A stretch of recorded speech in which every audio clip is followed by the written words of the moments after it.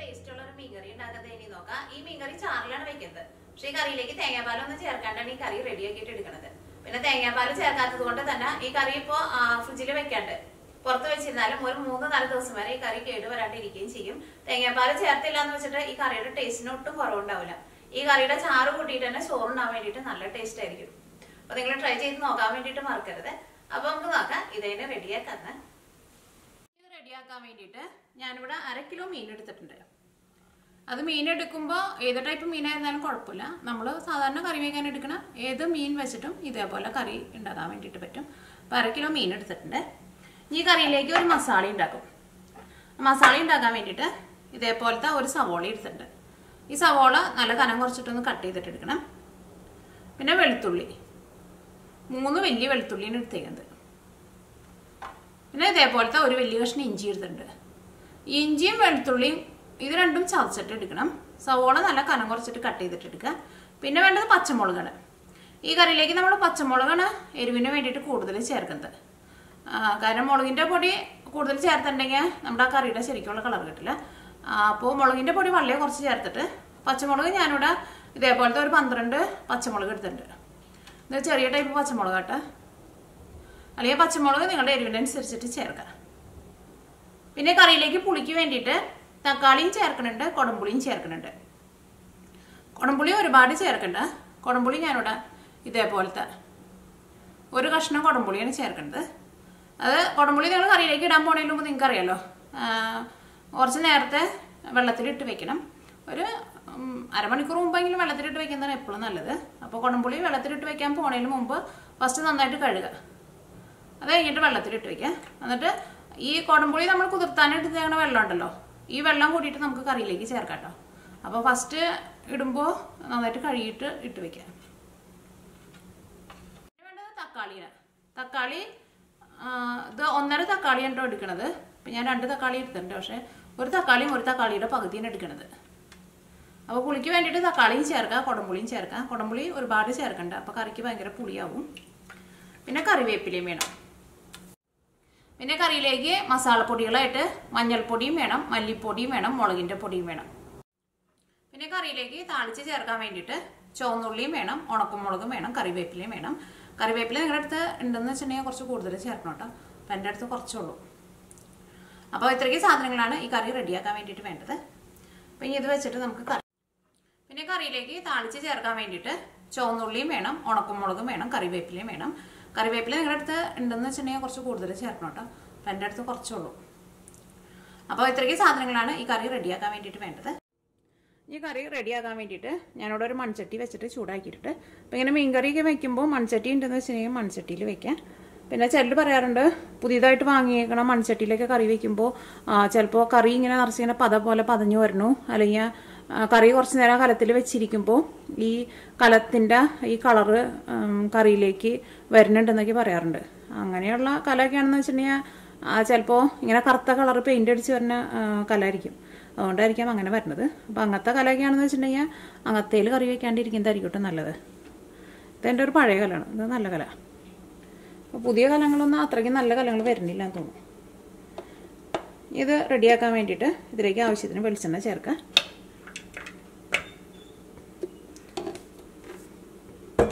ഇതിപ്പോൾ തണുപ്പായതുകൊണ്ടാണ് കേട്ടോ വെളിച്ചെണ്ണ ഇങ്ങനെ കട്ട പിടിച്ചിട്ടിരിക്കുന്നത്. അത് ഞാൻ എൻ്റെ മിക്ക വീഡിയോയിലും പറയാറുണ്ട്. കാരണം ചിലപ്പോൾ ആദ്യമായിട്ട് കാണുന്നവർ ചിലപ്പോൾ വിചാരിക്കും ഞാൻ എന്താ എടുത്തിട്ടെന്ന് വിചാരിക്കും. അപ്പോൾ അത് വെളിച്ചെണ്ണ കേട്ടോ. അപ്പോൾ വെളിച്ചെണ്ണ നന്നായിട്ട് ചൂടായിട്ടുണ്ട്. ഞാനിവിടെ സവോള കട്ട് ചെയ്തെടുത്തിട്ടുണ്ട്, ഇഞ്ചിയും വെളുത്തുള്ളിയും ചതച്ചെടുത്തിട്ടുണ്ട്. പച്ചമുളക് ഞാൻ 12 പച്ചമുളക് എടുത്തതിൽ പകുതി പച്ചമുളകാണ് ഇപ്പോൾ ചേർക്കണത്. ബാക്കി പകുതി പച്ചമുളക് ഇത് നമ്മൾ ഈ അരപ്പ് റെഡിയാക്കി കഴിഞ്ഞ് കഴിഞ്ഞിട്ട് പിന്നെ മീനും കൂടിയിട്ട് മിക്സ് ചെയ്യുന്ന സമയത്ത് ബാക്കിയുള്ള പച്ചമുളകും ചേർക്കാം കേട്ടോ. എല്ലാ പച്ചമുളകും ഇപ്പം ചേർക്കണ്ട. കറിവേപ്പിലയും ചേർക്കണം.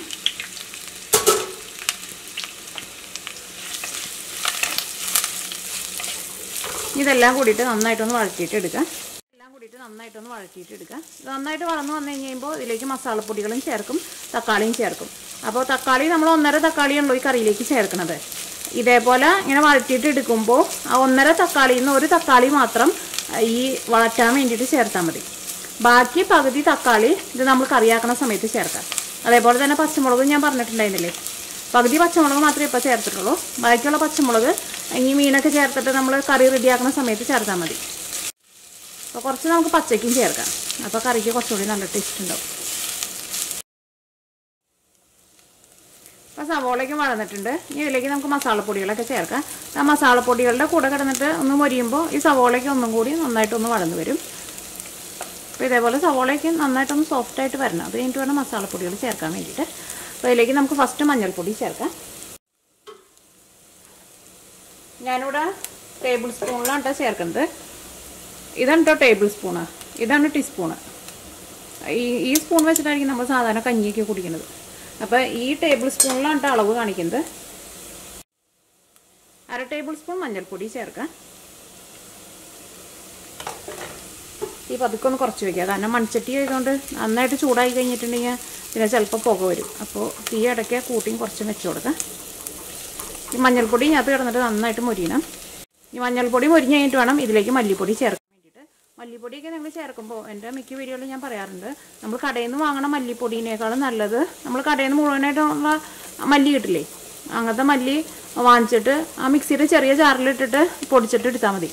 അപ്പോൾ മല്ലിക്ക് നല്ല സ്മെല്ലൊക്കെ ഉണ്ടാവും. അപ്പോൾ അങ്ങനത്തെ മല്ലിപ്പൊടി വെച്ചിട്ട് കറി വെച്ചാലും കറിക്ക് നല്ല ടേസ്റ്റ് ആയിരിക്കും. നല്ല വെയിലുള്ള സ്ഥലത്തേക്കാണെങ്കിൽ മല്ലി വാങ്ങിച്ചിട്ട് ഒന്ന് വെയിലത്തിട്ട് ഉണക്കിയിട്ട് എടുക്കുക. ഇപ്പോൾ ഇവിടെ വെയിലില്ലാത്തതുകൊണ്ട് ഞാനൊരു നനഞ്ഞ തുണിയിലിട്ടിട്ട് നന്നായിട്ടൊന്ന് തുടച്ചിട്ടാണ് എടുക്കാറ്. എന്നിട്ട് മിക്സിയിലിട്ടിട്ട് പൊടിച്ചിട്ടെടുക്കും. അപ്പോൾ മഞ്ഞൾപ്പൊടി ഇതിനകത്ത് കിടന്നിട്ട് നന്നായിട്ട് മുരിഞ്ഞിട്ടുണ്ട്. ഇനി ഇതിലേക്ക് മല്ലിപ്പൊടി ചേർക്കാം. അപ്പോൾ മല്ലിപ്പൊടി ഞാൻ ഇന്നിവിടെ പൊടിച്ചെടുത്തത് ഫ്രഷായിട്ട്, നല്ല സ്മെല്ലുണ്ട്. അപ്പോൾ മല്ലിപ്പൊടി ഞാനിവിടെ ടേബിൾ സ്പൂണിൽ ഇതേപോലെ ഇങ്ങനെ നിറച്ചെടുക്കണ്ട കേട്ടോ. ഒരു 1.5 ടേബിൾ സ്പൂൺ ചേർക്കാം. ഈ മല്ലിപ്പൊടി ഇതിനകത്ത് കിടന്നിട്ട് നന്നായിട്ട് മുരിയണം. ഈ മല്ലിപ്പൊടിയൊക്കെ ചേർത്ത് കഴിയുമ്പോൾ തീ നന്നായിട്ട് കുറച്ച് വെച്ചോട്ടോ. മൺചട്ടിയിലാണ് ചെയ്യണതെന്ന് വെച്ചിട്ടുണ്ടെങ്കിൽ, കാരണം അത്യാവശ്യം നല്ല ചൂടിലാണ് ഇരിക്കുന്നത് മൺചട്ടി. അല്ലെങ്കിൽ ചിലപ്പോൾ ഇതിനകത്ത് പുക കയറും. പുക കയറിയിട്ടുണ്ടെങ്കിൽ കറിക്ക് കയ്പ്പരസം വരും. പിന്നെ ചെറിയ തീയിലിട്ടിട്ട് മുരിയിച്ചിട്ടെടുക്കുക. അപ്പോൾ കറിക്ക് നല്ല ടേസ്റ്റ് ഉണ്ടാവും. അപ്പോൾ മല്ലിപ്പൊടി ഇതിനകത്ത് കിടന്നിട്ട് നന്നായിട്ട് മുരിഞ്ഞിട്ടുണ്ട്. ഇനി ഇതിലേക്ക് മുളക് പൊടി ചേർക്കാം. മുളക് പൊടി ഇത്രയ്ക്കാണ് ചേർക്കുന്നത്. ഒരു 1/2 ടേബിൾ സ്പൂണിൻ്റെ അത്രയ്ക്കില്ല, ഇതിനേക്കാളും കുറച്ച് കുറവാണ് ചേർക്കുന്നത്. മുളക് പൊടി പെട്ടെന്ന് മുരിയും. അപ്പോൾ അതുകൊണ്ടാണ് മുളക് പൊടി ഏറ്റവും ലാസ്റ്റ് ചേർക്കുന്നത്. അപ്പോൾ എല്ലാ മസാലപ്പൊടികളും ഇതിനകത്ത് കിടന്ന് നന്നായിട്ട് മുരിഞ്ഞിട്ടുണ്ട്. ഈ മസാലപ്പൊടികളൊക്കെ മുരിഞ്ഞ് വന്ന നേരം കൊണ്ട് സവോള ആയിരുന്നാലും ഇതിൻ്റെ കൂടെ കിടന്നിട്ട് നന്നായിട്ട് വളർന്നിട്ടുണ്ട്. ഇതിലേക്ക് തക്കാളി ചേർക്കാം. ഞാനിവിടെ ഒരു തക്കാളിയാണ് ചേർക്കുന്നത്. ബാക്കി പകുതി ഇത് മീൻ ചേർത്തിട്ട് നമ്മൾ കറിയാക്കുന്ന സമയത്ത് ചേർക്കാം. ഇതിലേക്ക് ആവശ്യത്തിന് ഉപ്പ് ചേർക്കാം. ഈ തീ പതുക്കെ ഒന്ന് കുറച്ചിട്ടൊന്ന് മൂടി വയ്ക്കാം.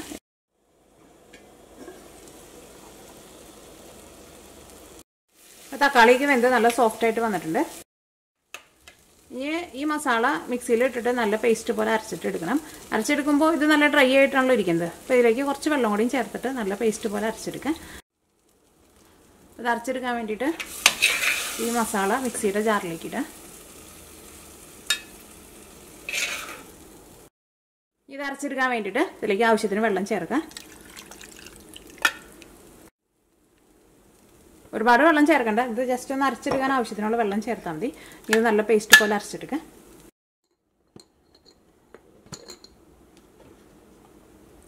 അപ്പോൾ നല്ല പേസ്റ്റ് പോലെ അരച്ചെടുത്തിട്ടുണ്ട്. ഇനി ഇത് ഈ സെയിം മൺചട്ടിയിലേക്ക് തന്നെ ചേർക്കാം.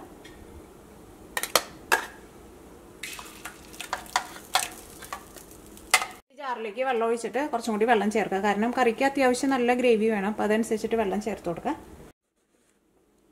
അപ്പോൾ ഞാനിവിടെ ഈ ജാറിൽ ഇത്രയ്ക്ക് വെള്ളമാണ് എടുത്തേക്കുന്നത്. ഇത് നന്നായിട്ട് കൂട്ടി വയ്ക്കുക. ഈ വെള്ളം കൂടിയിട്ട് ഇതിലേക്ക് ചേർക്കാം.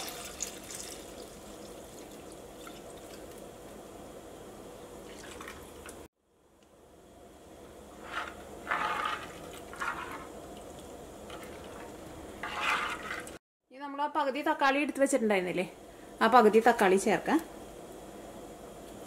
അങ്ങനെ ഒരുപാട് ചെറിയ പീസായിട്ടുണ്ട്, അതേപോലെ കുറച്ച് വലിയ പീസായിട്ടാണ് ചേർക്കാം. നമ്മൾ ബാക്കി എടുത്ത് വെച്ചിരുന്ന പച്ചമുളക് ഉണ്ടല്ലോ, ആ പച്ചമുളകും ചേർക്കാം. ഇതേപോലെ ഒന്ന് രണ്ടായിട്ടൊന്ന് കീറിയിടാം. അതിലേക്ക് കുറച്ചും കൂടി വെള്ളം ചേർക്കുന്നുണ്ട് കേട്ടോ. അല്ലെങ്കിൽ കറി റെഡി ആയിട്ട് വന്നു കഴിയുമ്പോൾ കറിയിൽ ചിലപ്പോൾ ഗ്രേവി കുറവായിട്ട് വരും.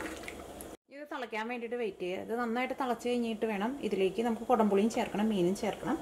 ഇത് തിളയ്ക്കാൻ വേണ്ടിയിട്ട് മൂടി വയ്ക്കുക. ഇപ്പം ഇനി ഉപ്പ് ചേർക്കേണ്ട, കാരണം മീനിൽ ഞാനിവിടെ ഓൾറെഡി ഉപ്പ് ചേർത്ത് വെച്ചിട്ടുണ്ട്. എന്നിട്ട് കറി ഒന്ന് തിളച്ച് കഴിഞ്ഞിട്ട് പിന്നെ ഉപ്പ് നോക്കിയിട്ട് വേണമെന്നുണ്ടെങ്കിൽ മാത്രം ചേർത്താൽ മതി.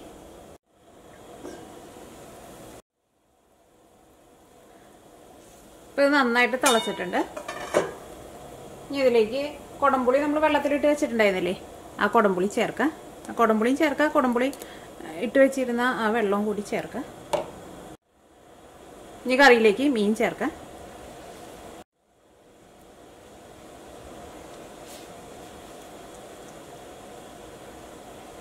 ഈ മീനിൻ്റെ പേര് ഇവിടെ പോർഗി എന്നാട്ട് പറയാ. നാട്ടിൽ ഞങ്ങളുടെ സൈഡിലേക്ക്, അങ്കമാലിൽ ആ സൈഡിലേക്ക് പറയാ ഏരി എന്നാണ് ഈ മീനെ പറയുന്നത്. ഈ മീനിൽ നിങ്ങൾ ഉപ്പ് ചേർത്തിട്ടില്ല എന്ന് വെച്ചിട്ടുണ്ടെങ്കിൽ നിങ്ങളുടെ ടേസ്റ്റിനനുസരിച്ചിട്ട് ഉപ്പും കൂടി ചേർത്ത് കൊടുക്കുക. ഇപ്പോൾ ഈ കറിയില മീനൊക്കെ വെന്തിട്ടുണ്ട്. കറിയുടെ ഗ്രേവി ഒക്കെ ഇരുന്നാലും ചെറുതായിട്ടൊന്ന് തിക്കായിട്ട് വന്നിട്ടുണ്ട്. ഒരുപാട് തിക്കാവാൻ വേണ്ടിയിട്ട് നിൽക്കണ്ട കേട്ടോ. അപ്പോൾ കറി നന്നായിട്ട് തിളച്ച് കഴിഞ്ഞിട്ടുണ്ടെങ്കിൽ പിന്നെ തീ നന്നായിട്ട് കൂട്ടി തന്നെ വെച്ചിട്ട് ഒരു 10 മിനിറ്റും കൂടിയും കറി നന്നായിട്ട് തിളച്ചിട്ടുണ്ടെങ്കിൽ മീനൊക്കെ വെന്ത് കിട്ടും. ഇനി കറിയിലേക്ക് നമുക്ക് താളിച്ച് ചേർക്കാം. ഇനി കറിയിലേക്ക് താളിച്ച് ചേർക്കാൻ വേണ്ടിയിട്ട് ഒരു ചെറിയ പാൻ വെച്ചിട്ട് ചൂടാക്കാം. ഇനി താളിച്ച് ചേർക്കാൻ ആവശ്യത്തിന് വെളിച്ചെണ്ണ ചേർക്കാം.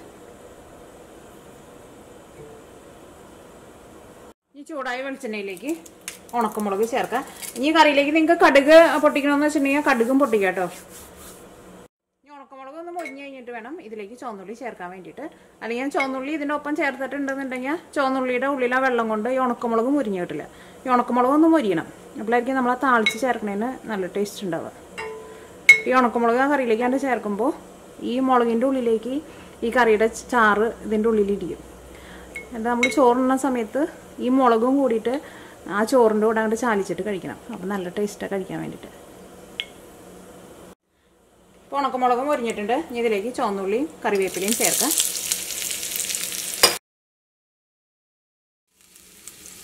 ഇപ്പോൾ ചുവന്നുള്ളി ഒന്ന് മൊരിഞ്ഞു തുടങ്ങിയിട്ടുണ്ട്. ഇനി ഇതിലേക്ക് കുറച്ച് മഞ്ഞൾപ്പൊടി ചേർക്കാം.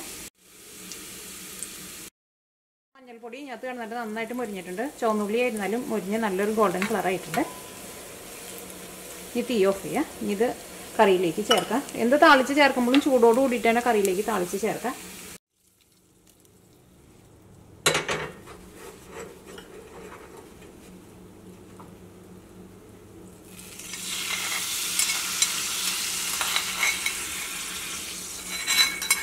ചാറോട് കൂടിയിട്ടുള്ള തേങ്ങാപ്പാൽ ചേർക്കാത്ത മീൻകറി റെഡി ആയിട്ടുണ്ട്.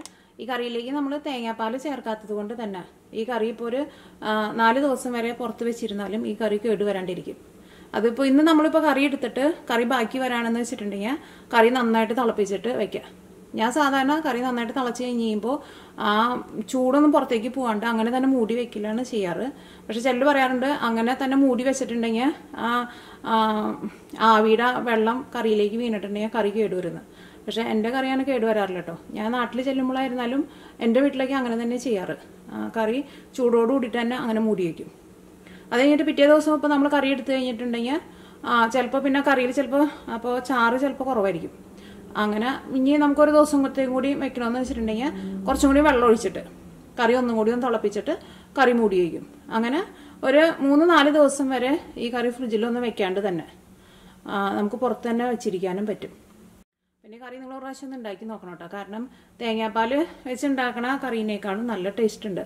ഈ കറിയുടെ ഈ ചാറ് കൂട്ടിയിട്ട് തന്നെ ചോറിനാൻ വേണ്ടിയിട്ട് നല്ല ടേസ്റ്റാണ്. അപ്പോൾ നിങ്ങളെല്ലാവരും ട്രൈ ചെയ്ത് നോക്കാം. നിങ്ങൾക്ക് എല്ലാവർക്കും നല്ല ഇഷ്ടമാവും.